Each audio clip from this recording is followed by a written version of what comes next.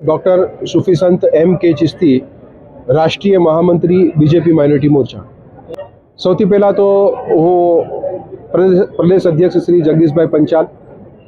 શ્રી રત્નાકરજી, મુખ્યમંત્રી શ્રી ભૂપેન્દ્રભાઈ અને હર સંઘવીજીનો આભાર વ્યક્ત કરું છું કે એમણે કચ્છ જિલ્લામાં મુખ્ય પ્રચારક તરીકે મારી નિમણૂક કરી છે અને સાથે સાથે નરેન્દ્ર મોદી સાહેબે 2010માં સમગ્ર રાજ્યમાં સ્થાનિક સ્વરાજ્યની ચૂંટણીમાં જે વખતે હું અધ્યક્ષ હતો 350 જેટલા મુસ્લિમ ઉમેદવારોને ટિકિટ આપી હતી। સૌથી પહેલાં પ્રયોગ કર્યો હતો અને એમાંથી 250 જેટલા મુસ્લિમો જીતીને આવ્યા હતા। એમનું સંમેલન મોદી સાહેબની હાજરીમાં અમે ગાંધીનગર અને સુરતમાં કરેલું। એ જ દિશામાં ગુજરાત સરકાર અને સંગઠને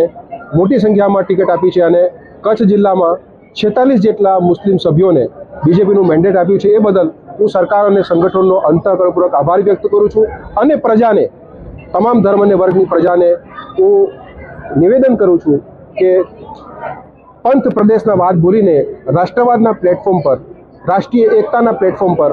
ભારતીય જનતા પાર્ટી જે સૌનો સાથ અને સૌનો વિકાસનું સૂત્ર લઈને એને ચરિરાત કરી રહી છે, તો એ દિશામાં આગળ વધવામાં આવે। આજે મોટી સંખ્યામાં ભુજ નગરપાલિકામાં વોર્ડ નંબર 1, 2 અને 3ના ઉમેદવારોને જીતવા માટેનું આજે અહીંયા મિટિંગ હતી। એમાં મોટી સંખ્યામાં માતા બહેનો આવ્યા, ભાઈઓ બુઝુર્ગો પણ આજે આવ્યા છે અને એમની હાજરીની અંદર આજે મેં સરકારના જે ડેટા છે 2007ની સુપ્રીમ કોર્ટના નિવૃત્ત ન્યાયાધીશ જસ્ટિસ રાજેન્દ્ર સચ્ચર કમિટીનો રિપોર્ટ કે જે કોંગ્રેસ સરકારે બનાવેલો, એમાં બતાવેલું કે કોંગ્રેસે 46 વર્ષ સુધી રાજ કર્યા બાદ પણ 14% મુસ્લિમોની વસ્તી અને ફક્ત 2% નોકરી, 45% ઝૂંપડપટ્ટી અને 51% સમાજ નિરક્ષર અને 40% મુસ્લિમો જેલમાં આ કોંગ્રેસે કલ્ચર આપ્યું હતું। ગુંડા અને ક્રિમિનલ તત્વોનું, અશિક્ષિત લોકોનું કલ્ચર, બેરોજગારોનું કલ્ચર સમાજને આ કોંગ્રેસ પાર્ટીએ આપ્યું હતું। જ્યારે આજે ભારતીય જનતા પાર્ટીના રાજમાં આજે તમે કેન્દ્ર સરકારની અંદર તમે જુઓ તો જેટલી બી યોજના છે એ ગેસ બોટલ જ્યારે 12 કરોડ વેચવામાં આવ્યા તેમાંથી 4 કરોડ મુસ્લિમ અને માઇનોરિટી સમાજને આપવામાં આવ્યા। કિસાન નિધિની અંદર લાભાર્થીઓ જે છે તે 30 થી 35% મુસ્લિમ અને માઇનોરિટી સમાજના છે।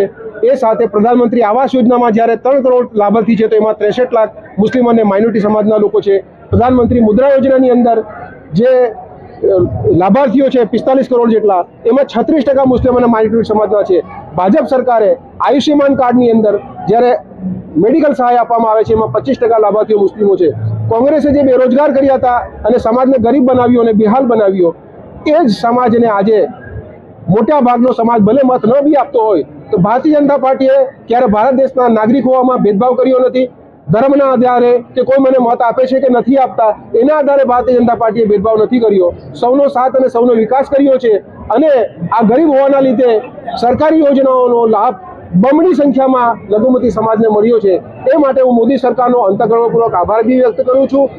અને સાથે સમાજને પણ એ કહું છું કે એ સમાજ જ્યારે કોંગ્રેસે તમારી 50 વર્ષ સુધી બેહાલી અને બરબાદી કરી હોય તો એ બરબાદી અને બેહાલીની દિશા છોડીને વિકાસની દિશાની તરફ આપણે આગળ વધીએ અને ભારતીય જનતા પાર્ટીના જેટલા પણ ઉમેદવારો છે એ કોઈ પણ વર્ગના સમાજના હોય એમને બીજેપીના કમળને જોઈને, મોદી સાહેબને જોઈને મત આપવામાં આવે અને ઈમાનદારીપૂર્વક જ્યારે સમાજે